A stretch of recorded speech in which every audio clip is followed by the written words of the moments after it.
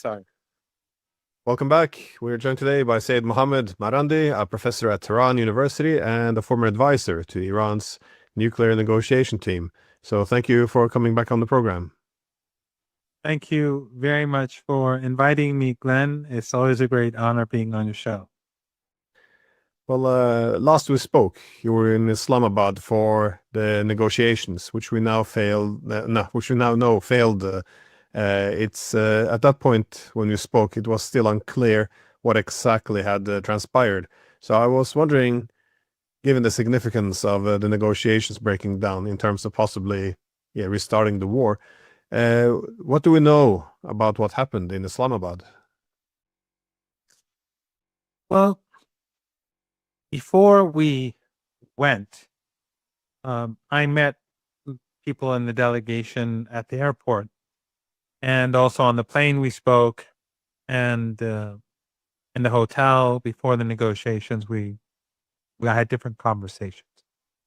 And it was clear that no one had any real expectations. The belief was that Netanyahu was the person in charge and that the Zionist lobby was dictating terms to the United States government, and that the chances for any success were very slim. But Iran participated for two reasons. Just like before the 12th-day war, Iran knew there was going to be an attack.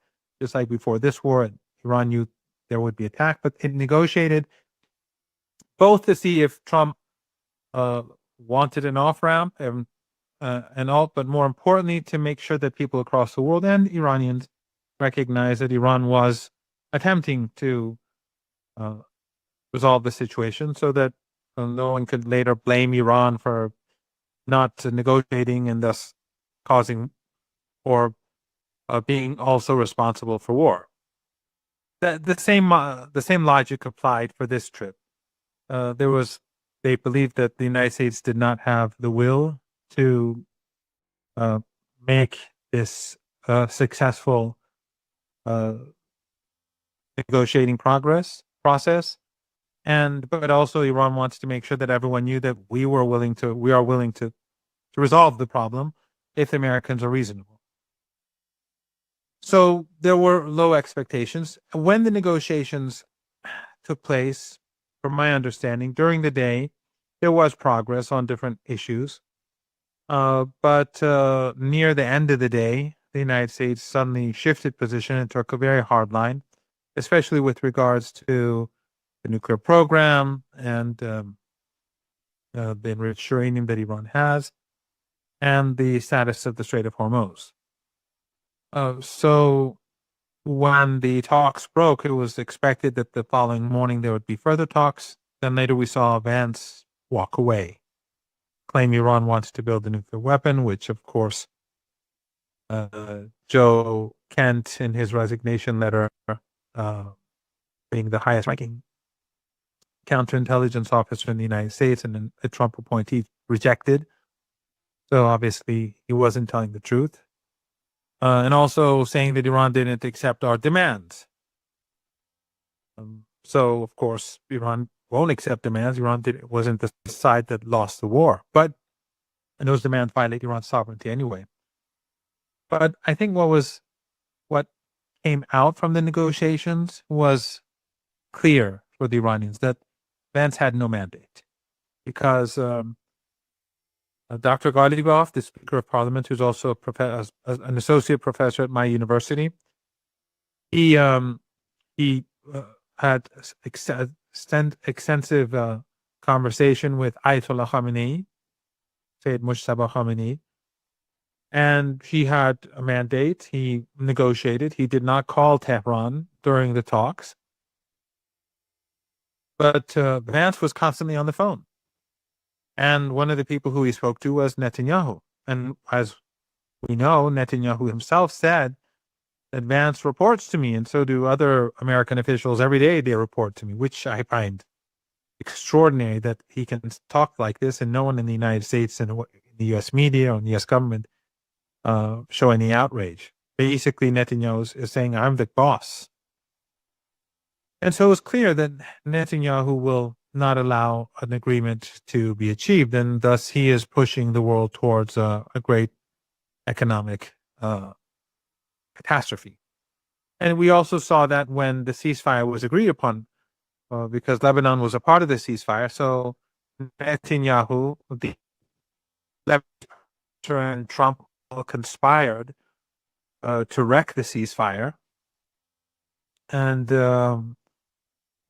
so even then, it was Netanyahu who was pushing Trump.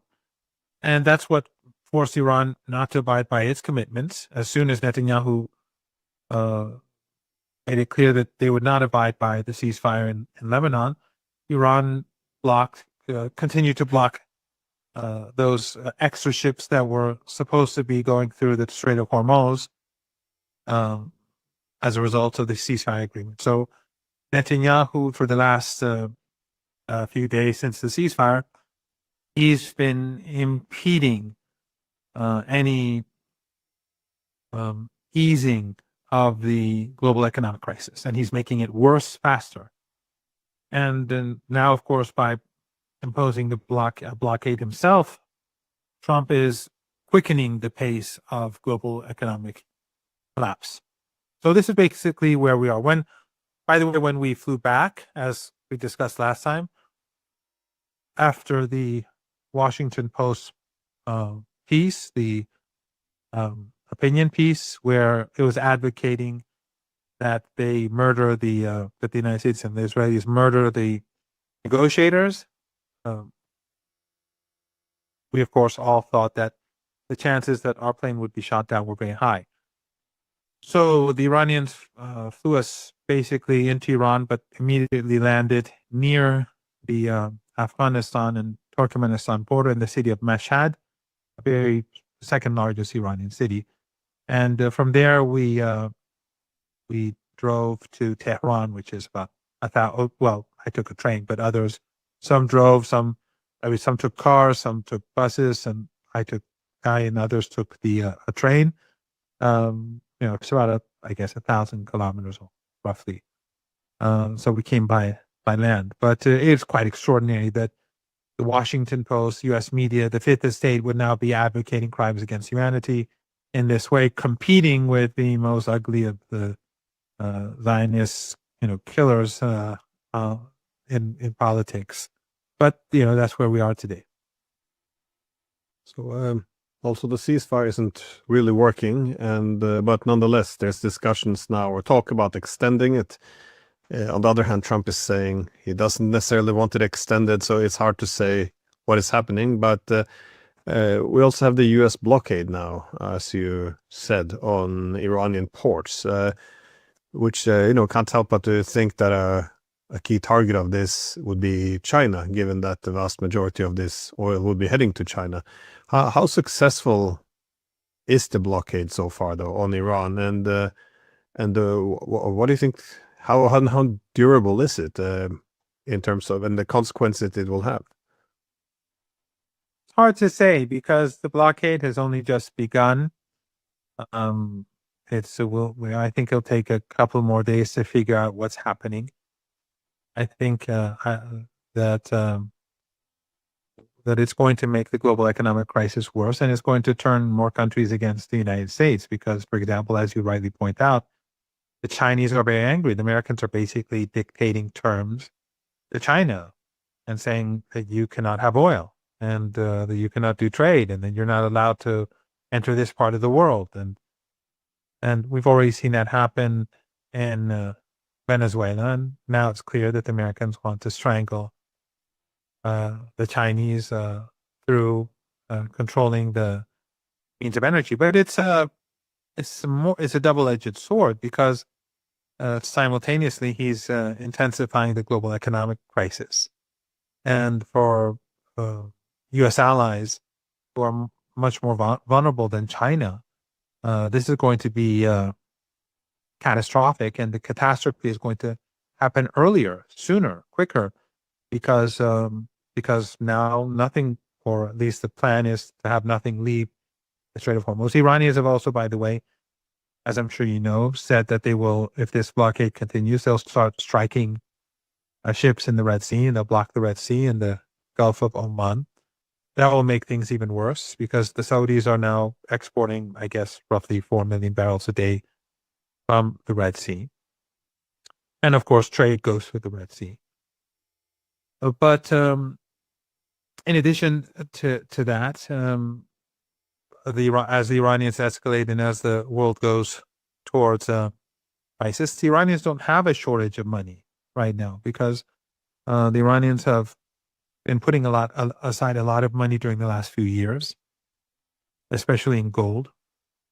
But also the Iranians have made a lot of money during the past few months, ever since the United States began increasing its presence in the region. And then during the war, Iran has been selling its oil at a much higher price without middlemen, without discounts. And Iran also had 200 million barrels of oil on the seas.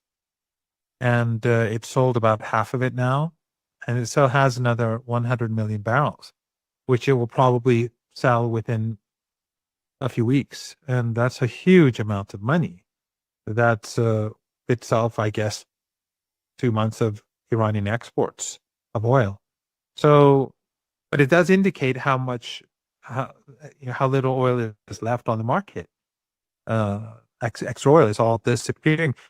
Russian oil on the seas was not as much as Iran, but they also had oil in tankers on the sea. They've finished all of that. They've sold theirs. Iran has sold half of its oil. So, this just shows how bad the situation is going to be shortly with regards to all energy related items and helium and energy related commodities and this is when the factories run out of helium and run out of LNG, and when agriculture faces a crisis because of a shortage of fertilizer and all that, I think then we're going to see dramatic change. At the moment, from what I'm hearing from people who understand politics far better than I, is that this is the tip of the iceberg, and that we're moving very swiftly to a turning point where things will go downhill very fast. And Trump is intensifying the speed towards which we are moving in that direction. Yeah, no, definitely. I think going into a global economic crisis as a consequence of this, it's often pointed out that even if the war would come to an end today and everything would flow freely, still the lack of fertilizers now will have some massive repercussions on the food prices, which would then again spread the conflict further.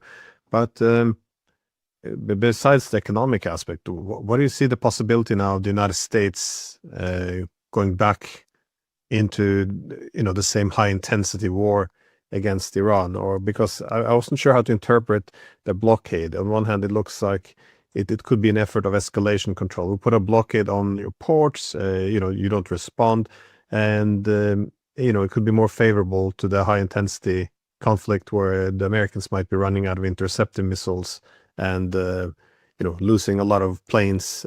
But at the same time, the Americans are moving a lot of military hardware into the region, it seems, troops as well. How do you assess it, though? I mean, as a threat, how do you see the capabilities and the willingness of the United States to go back to this high intensity fighting?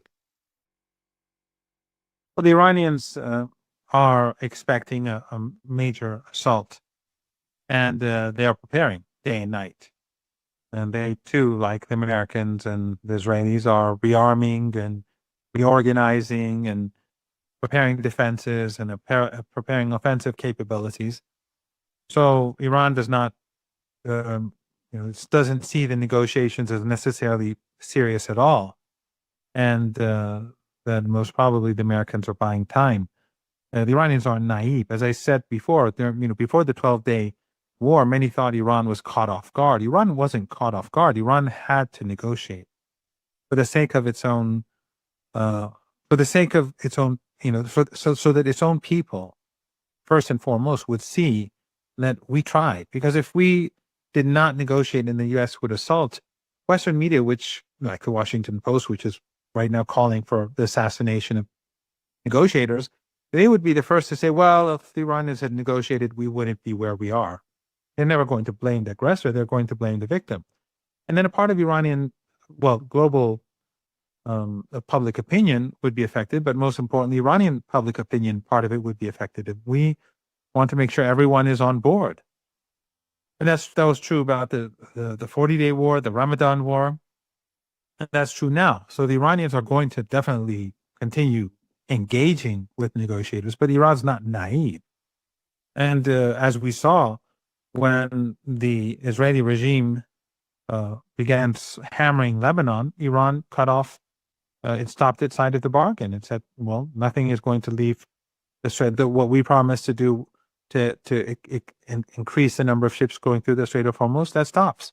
So ultimately, by violating the ceasefire, the United States is hurting itself more than it's hurting Iran. The Israeli regime is hurting the global economy more than it's hurting Iran or Hezbollah. And by doing that, the Israeli regime is being viewed across the world as the reason for global misery and the rising hardship that we're seeing across the world.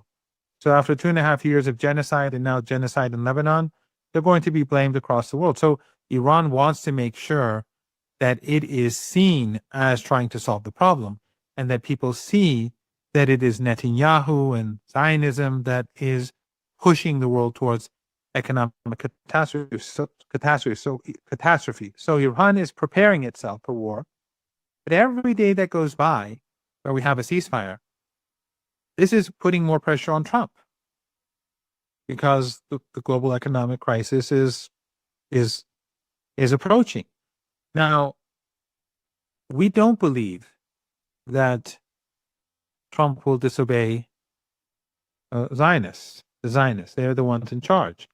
They're in control. And so is Netanyahu through the Zionists. The only way in which we can bring about change is to put so much pressure on Trump, economic pressure, that he is forced, or the U.S. government is forced, or some Zionists in the United States are forced to prioritize America over Israel. In other words, to make it so painful that they say, no, we cannot continue listening to Netanyahu. The cost has gone the cost is too high. But still, we believe that there will be a war. We believe that there will be a land invasion. There will be a massive attack on Iran, a massive act of aggression, and there will be propaganda talking, and from Trump's opponents and supporters, all of them will say how great, successful it was. They've captured here, they've captured there. Perhaps a couple of ships will, quietly or quickly pass through the Strait of Hormuz, and they'll announce some sort of victory. But it's not going to work. The Iranians are prepared. They're preparing further, and they will strike back. They'll destroy the facilities in the Persian Gulf, the oil and gas infrastructure, and everything else that's necessary on the other side of the Persian Gulf, and in a bigger way than last time around. As we saw during the last day of the war, Iran hit very, very hard. But there's also another element here, Glenn, and that is that we're approaching we're leaving. This is the end of spring. When the United States invaded Iraq in 2003, and when it attacked Iraqi forces in Kuwait, those were carried out well before mid-April. And they were during the cool weather. In the next 4 weeks or so, the weather goes up very much. Then we enter that hot season. So you'll have sandstorms in the Arabian Peninsula. You'll have great humidity, and it will be very hot. Fighting under those conditions is very difficult. I have experience of that because during Saddam's war against Iran, I did fight in the south in the summer, and you can barely do anything during the day. You can, it's very difficult. So I think that American troops will not be able to perform well and under such difficult circumstances. And the damage done to American hardware, military hardware, will increase because of the humidity, the heat, and the sandstorms. I just don't see any opportunity. And the Iranians, just as they prepared themselves for over 20 years, for well over 2 decades, and we've discussed this together for years. Everyone can go back. All the things that have happened, we've predicted before the war. Just as Iran prepared itself, and it has a huge missile and drone capacity. And when the war starts, you'll see Iran hammering them day after day after day again, 24 hours a day, both the Israelis and the Americans and the proxies in the region. But they've also prepared themselves for an American invasion. They haven't just prepared themselves for an American airstrike or an American air attack. They prepared themselves for a land invasion. So do the Americans really think that they'll just walk in and do what they want? They've already failed in their operation to steal Iran's enriched uranium. They will definitely fail on the battlefield. So the weather is no longer appropriate. It's sort of like winter in Ukraine, if not worse. The summer in the Arabian Peninsula is. And then imagine if there is war, then if they started striking Iranian targets or Iranian infrastructure, and we start targeting infrastructure on the other side of the Persian Gulf, if we strike their electricity in this weather, in the weather that we're going to have in the weeks ahead, everyone will have to leave. The Persian Gulf, these Arab regimes, the weather there is good for, let's say, 6 months a year, and terrible for 6 months, or good for 7 months, 6 months, something like that, and terrible for 5-6 months a year. So if Iran strikes their electricity, then everyone will have to leave, not over than like a week. Everyone will have to leave immediately. All of these regimes will immediately collapse, especially since they're, the elites in these countries are so well off that they cannot tolerate any form of hardship. Whereas in Iran, if they strike our electrical power plants, I mean, Tehran in the middle of summer, it would be warm. We'd be uncomfortable, but it's not there's no comparison. Right now, as you know, there's snow on the mountains to the north of Tehran. A lot of snow. It's last night when I was out, I had to wear a jacket. And with my jacket, a light jacket, I was so cold in central Tehran, not in the north where it's more mountainous. So it would be both very difficult for American soldiers, and if the two sides are striking one another, it would be the end of Kuwait, the Emirates, Qatar, and so on. The land invasion, this sounds like a disaster. I mean, with such a large territory and also the limited troops on the US side, it doesn't seem like they have anything near the troop levels they would require. Also, planning a land invasion, it seems like something one should do prepare well for, especially for countries like Iran, which appears to, with its mountains and oceans, appears to be built like a fortress. It seems, well, it wouldn't be the first country I would want to invade. But how do you see the Gulf states' appetite, though, to return to this war? Because I get the impression there's some mixed feelings there. The UAE, they seem to be strangely optimistic, while others may be a bit more cautious. So how do you see the willingness to perhaps to take on a bigger role in the war against Iran if we go back into now a full-scale war again? I think that's more or less how it is. It is the UAE that seems to be pushing for war, and probably the first country that will be eliminated.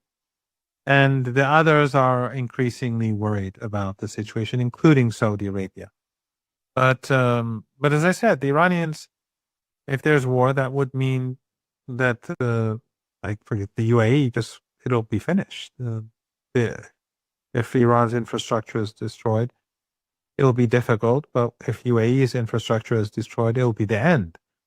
And it's a tiny country, and it can be destroyed very swiftly within a day. They're they're arrogant. The arrogance of the ruling family and their reliance on Israel and the United States is extraordinary. I'm not sure, but I heard that the Emirates, their direct flights to the Israeli regime have once again been established. They stopped, I think, during the war. It's just they don't seem to recognize the amount of anger that exists in Iran among Iranians towards that regime. It is enormous. And when they did on the last day after the ceasefire strike Iran hit them much, much harder in return. So, yeah, except for them, though, everyone else wants an end to this. But I don't think I don't think that's going to happen. I think the Americans are preparing for a major assault on Iran, and the Iranians are preparing. They've been preparing for many, many years. And now they're just putting the final touches on whatever it is they have. And they're working 24 hours a day to prepare for the next phase. And as I said, in my opinion, some may disagree, time is on Iran's side because we're approaching summer.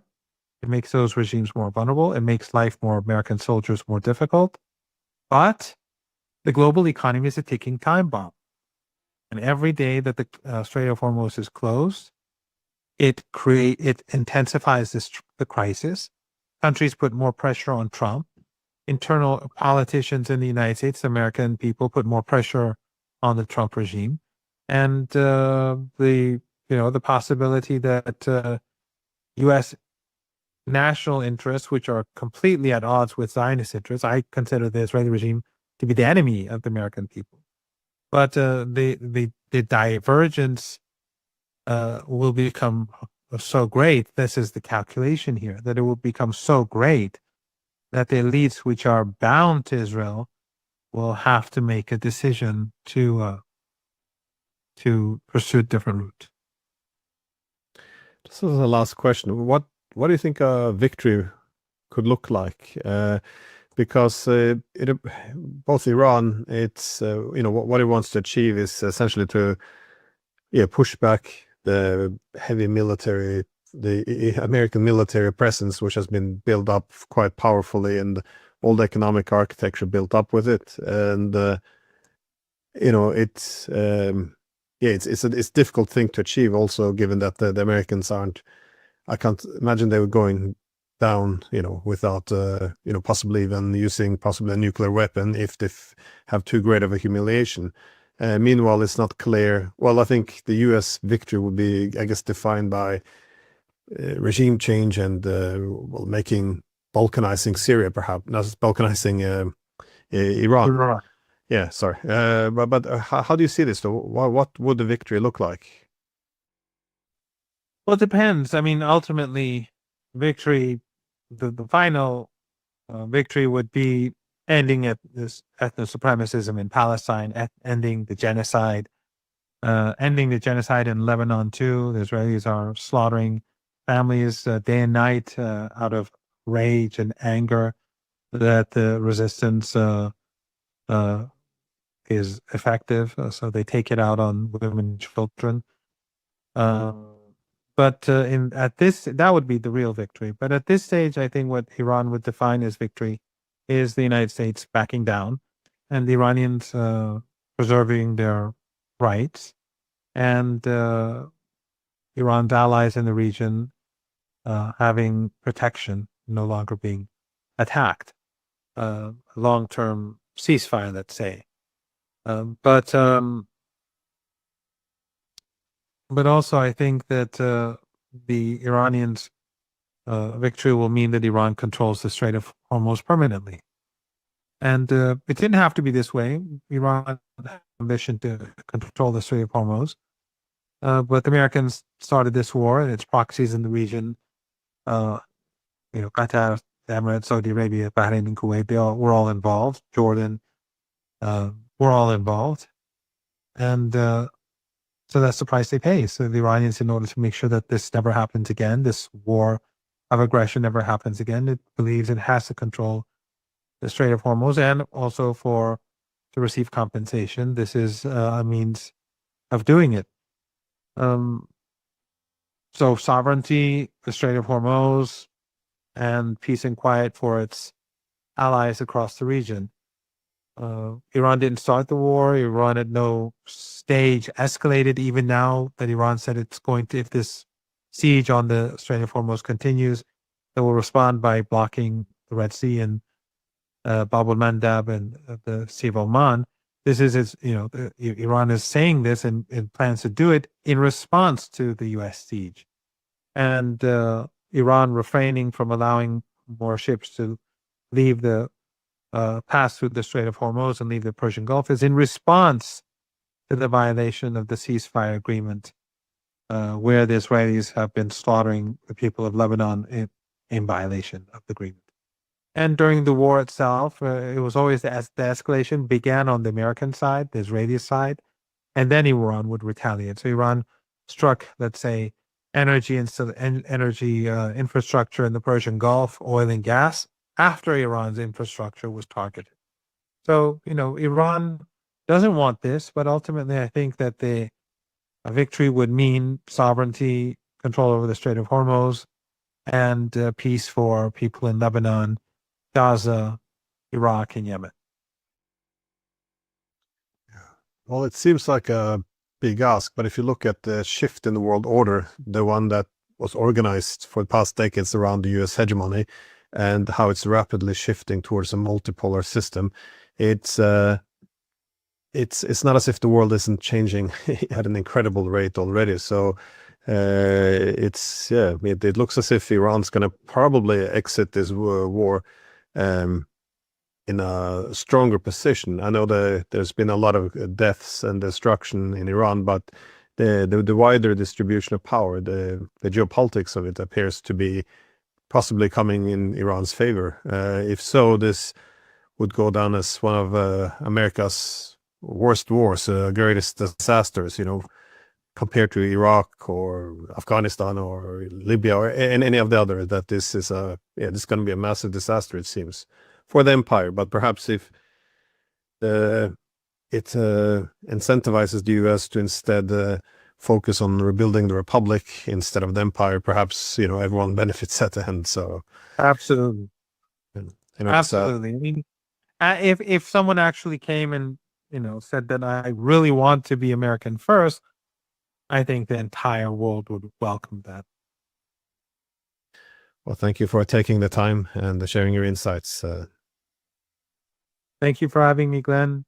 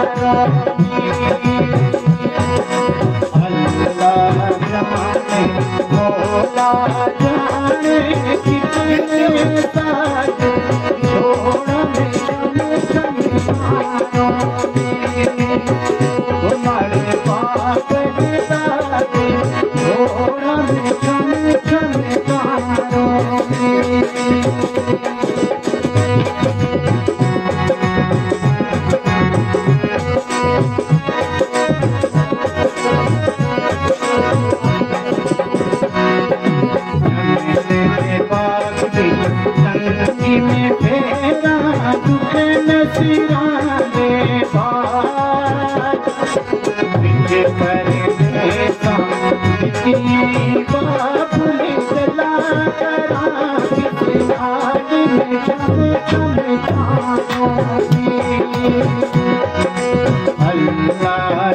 जाने मौला जाने कितने साल छोड़ा मैं चम चम तारों ने तुम्हारे पीरे साज छोड़ा मैं चम चम तारों ने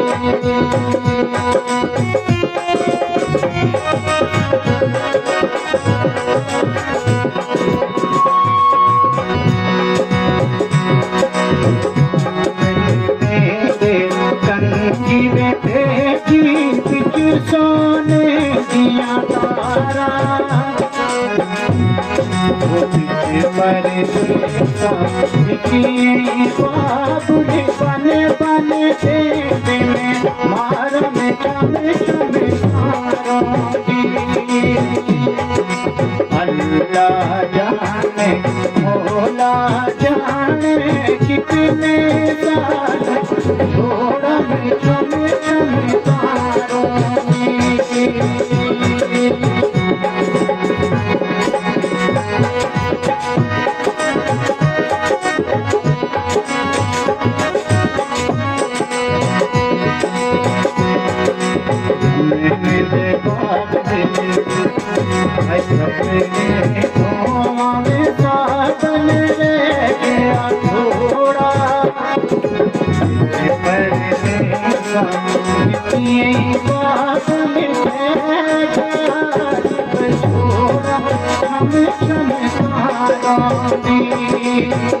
तुम्हारे बाप दादी घोड़ा में चम चम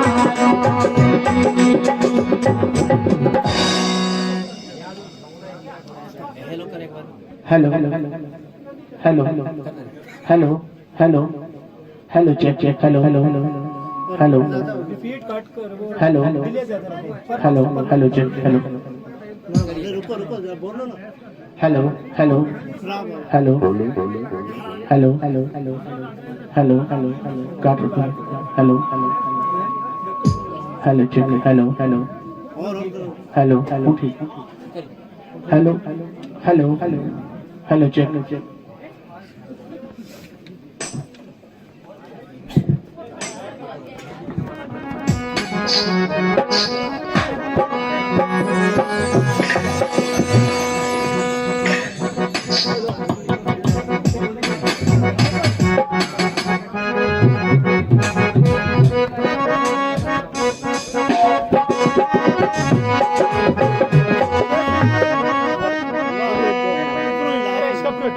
अरे क्यों चढ़े सारा यार इतने दे यार उतर जाओ सारा स्टेज पे सारा थले उतरो यात्रा.com से बनावांगा फिर चाहिए हम इसके ऊपर बैठेगा तार मिसिंग करे ना हल्ला लगो बैठ दे तब एक बार ओए पीछे जाओ ओए बच्चा बाहर आ जाओ बाहर जाओ चलो 10 बार बाहर जाओ 2 मिनट में कहने बाहर नहीं चलो नशा बार पीछे आ जाओ बैठो चलो उतर जाओ तार मिसिंग करे मेरा लगती बार बार इसमें तार मिसिंग हाथ थोड़ी हरकत देखनी है मिस्टेक हुई ना एनु मोल्डिंग में करूं मेरा हाथ है ना मोल्डिंग थोड़ा दी